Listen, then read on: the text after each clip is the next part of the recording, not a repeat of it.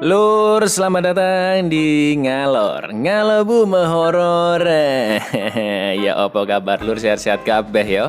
Makan Indomie masih suka di warung. Emang lebih enak sih bener. Kali ini kita akan mengalor film action thriller berjudul Peppermint tahun 2018.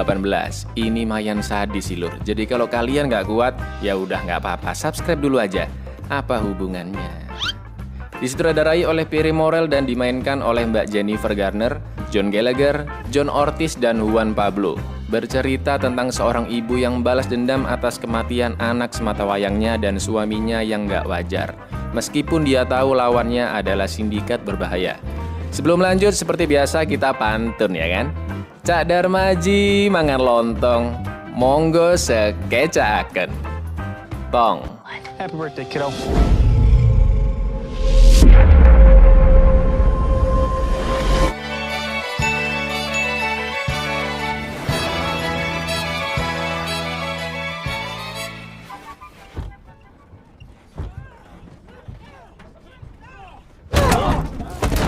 Sumpah kirain mobil goyang lur.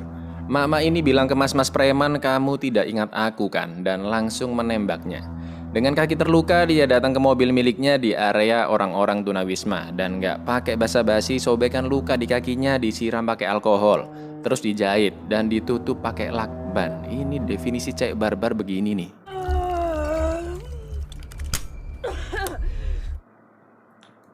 Aduh. Film pun flashback 5 tahun sebelumnya. Mak-mak ini ternyata bernama Riley dan dulu masih menjalani kehidupan yang normal, bahkan dia anggun dan lembut. Bersama putri sematawayangnya bernama Carly, Riley sempat dilabrak oleh Peck. Yang gak terima cuma gara-gara si Riley parkir mobil di tempatnya dia. Nah, kalau ini definisi cewek lebay. Karena hari ini Carly ulang tahun, Riley dan suaminya Chris akan mengadakan pesta bersama teman-teman sekolahnya Carly. Riley pun akan datang terlambat karena harus bekerja dulu. Lalu Chris didatangi temannya Mikey yang menawarkan pekerjaan dengan imbalan uang yang sangat besar. Meskipun Chris hanya sebagai supir aja, Chris pun masih ragu-ragu. Sesampainya Riley di rumah, ternyata nggak ada satupun teman Carly yang datang. Semua itu karena ulah dari Peck yang masih nggak terima.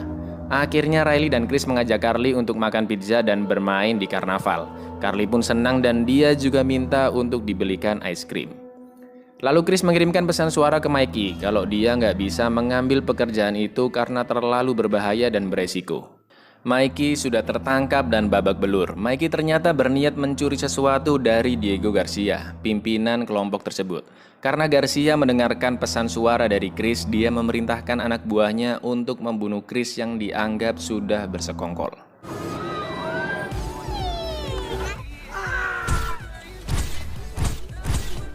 Carly meminta es krim peppermint dan 3 anak buah Garcia sudah siap menembaki mereka. Lalu yang terjadi...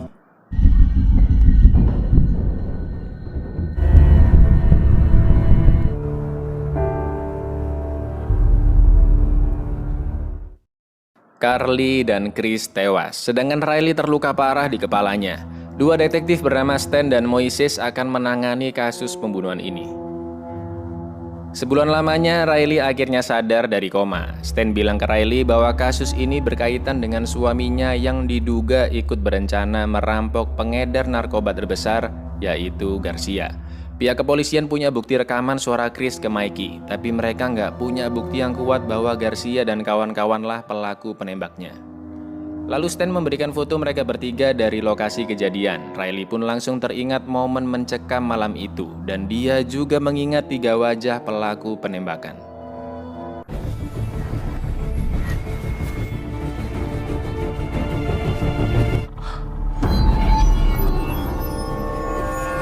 Tiga pelaku tersebut berhasil ditangkap. Lalu Moises bilang ke Stan bahwa Garcia pasti punya orang dalam di kepolisian.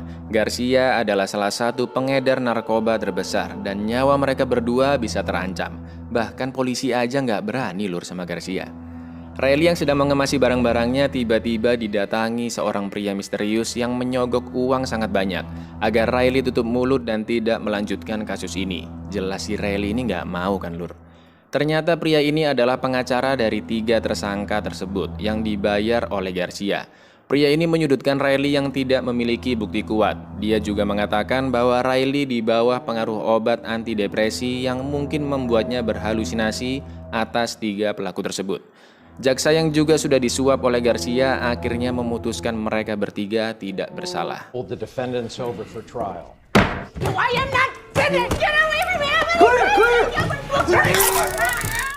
Riley akan dikirim ke rumah sakit jiwa karena sudah dianggap gila. Riley pun menyerang mereka dan kabur dari sana.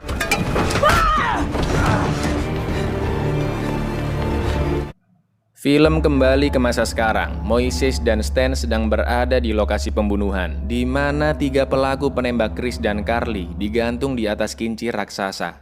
Kincir yang berada di karnaval, tempat mereka merayakan ulang tahun Carly. Riley membawa banyak senjata serta selalu membawa foto terakhir keluarganya. Lalu dia pergi ke rumah hakim persidangan yang menangani kasusnya.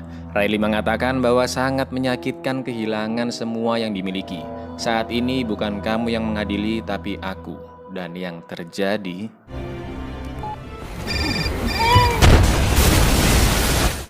Di lain tempat, FBI yang dipimpin oleh Inman bertemu dengan Moises dan Stan. FBI mengatakan sebelum Riley menghilang 5 tahun yang lalu, dia merampok bank $55.000. Polisi selalu mengejarnya tapi dia berhasil menghilang. Diketahui dari beberapa petunjuk, Riley berkeliling dunia entah dengan tujuan apa. Salah satu petunjuk yang didapat, Riley sempat mengikuti UFC luar biasa. Dan 3 bulan yang lalu, Riley sudah kembali ke Los Angeles. Dia terekam CCTV merampok banyak senjata-senjata militer. Dan hari ini, tepat 5 tahun di tanggal yang sama setelah kematian suami dan anak sematawayangnya, 3 tersangka penembakan tewas digantung. Hakim, jaksa, dan pengacara sidang kasus Riley juga tewas dengan cara yang mengenaskan. Mereka pun segera mencari keberadaan Riley. We go wide with this. APB, the media, the whole... Garcia kehilangan banyak anak buahnya dan menjadikan Riley sebagai buronan dengan harga yang sangat tinggi. Lalu anak dari bos kartel narkoba mengancam Garcia karena dalam seminggu 2 pengiriman narkoba telah hilang. Di lain tempat, Riley sempat menghajar om-om yang kasar ke anaknya. Riley minta dia berjanji membelikan hadiah Natal untuk putranya. Di sini kelihatan nih lur, si Riley ingin menyadarkan pentingnya keluarga. Riley yang sudah mendapatkan banyak informasi tentang Garcia mendatangi tempat pencucian uang mereka dan menghabisi semua orang yang ada di sana.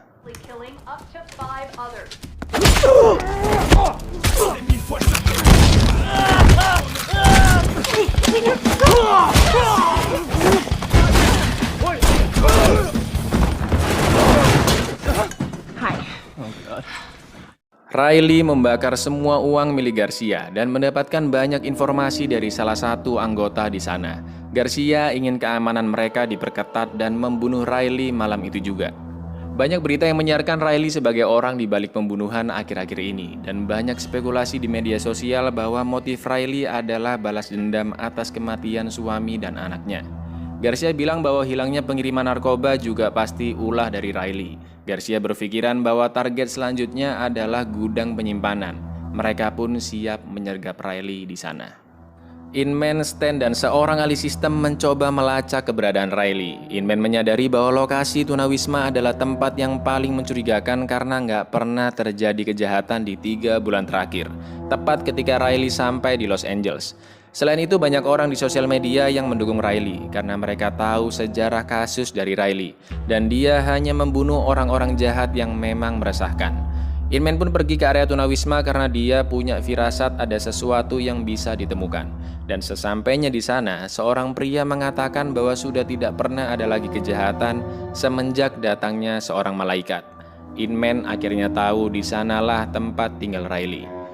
Perkiraan Garcia pun benar, Riley masuk ke dalam gudang. Riley yang tahu dia dijebak langsung berlindung tepat sebelum bom diledakkan.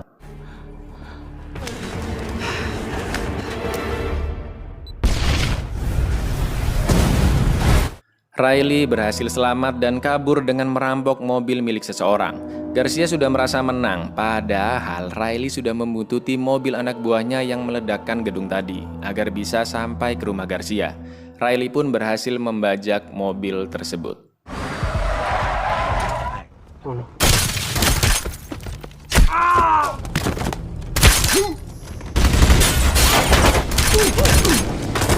Satu persatu penjaga berhasil dibunuh, sampai akhirnya dia berhasil menodongkan pistol ke Garcia. Sayangnya anak Garcia datang dan itu mengacaukan perhatian Riley.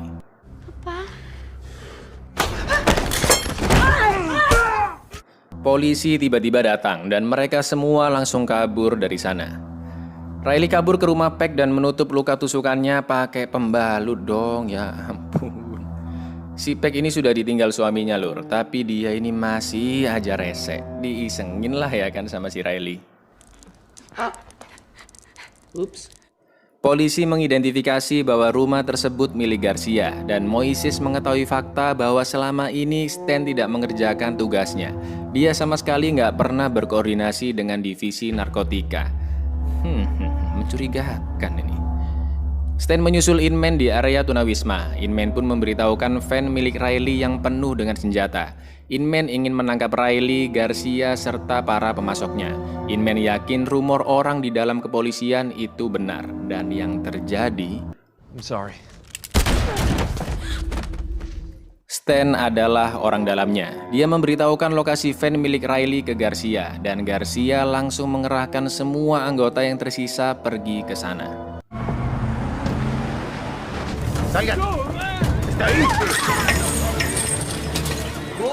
Riley yang sudah kembali dan terluka parah sudah tidak sanggup berdiri dan bersembunyi di dalam gudang. Sampai akhirnya datanglah bayangan putrinya yang memanggil dan menguatkan dirinya untuk bangkit.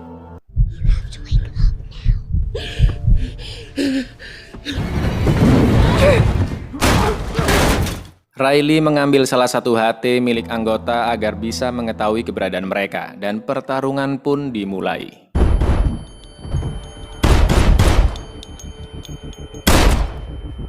Riley mengancam mereka melalui HT untuk pergi dari sana atau dia akan membunuh mereka semua. Tapi Garcia tahu jika Riley sedang terluka parah dan kalah jumlah. Bukannya nyerah, Riley menantang balik Garcia. Lalu terdengar telepon berbunyi dari tong sampah, di mana ada mayat Inman di dalamnya. Riley pun merekam kejadian di sana dan disiarkan oleh berita. Riley memberitahu adanya polisi korup yaitu Stan dan juga Garcia beserta seluruh anak buahnya yang telah membunuh keluarganya. Riley memancing semua orang datang ke lokasi termasuk pihak kepolisian agar bisa menangkapnya di sana. Garcia mengancam Riley dengan akan menembak anak kecil bernama Maria dan akhirnya Riley pun menyerah. Here I am. Let her go. I wish I could. Get out of here. Come on. Just go. Riley sengaja mengulur waktu dengan mengolok-ngolok Garcia sampai akhirnya Garcia menganggap Stan berkhianat dan menembaknya. Garcia dan kawan-kawan membaur dengan orang-orang di sana dan mencoba kabur. Tapi Riley menghalangi dan akan menembak Garcia. Moises meminta Riley mengurungkan niatnya, tapi yang dia inginkan hanyalah kematian Garcia. We're not going to prison.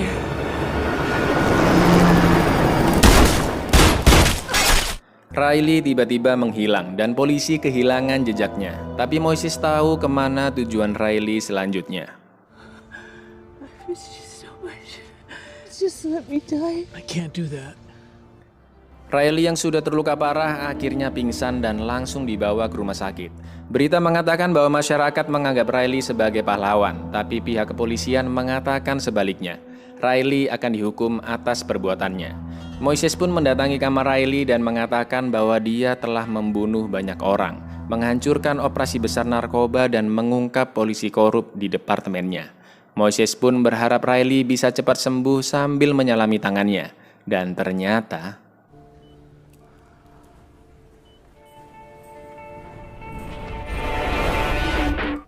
Buyar, terima kasih sudah membebaskanku Moises. Film ini harusnya ada sequelnya lur, karena Riley berhasil kabur atas bantuan Moises dan masih ada kartel narkoba yang jauh lebih besar. Si anak bos kartel yang ngancam Garcia itu lur, ingat kan ya? Tapi masih belum ada info terkait sequelnya ini, jadi tungguin aja. Kemana Riley selama 5 tahun? Selain UFC kayaknya nih ya, kayaknya soalnya nggak dijelasin di film. Dia juga belajar kemiliteran, karena di toko senjata dia cuma ngerampok senjata-senjata militer yang khusus. Artinya sudah ada ilmunya dong si Riley ini lur. Lalu terlihat hakim korup, pengacara korup, dan juga anggota-anggota Garcia yang kejam itu lupa sama muka dan namanya Riley. Artinya mereka sering banget ngelakuin hal-hal kejam kayak gini. Emang gak ada akhlaknya mereka ini, Lur. Pesan moral yang bisa diambil adalah janganlah kamu macam-macam dengan ibu-ibu, karena ibu-ibu tidak pernah salah. Oke, aku Icang undur diri, matur nuwun dan entap, Lur.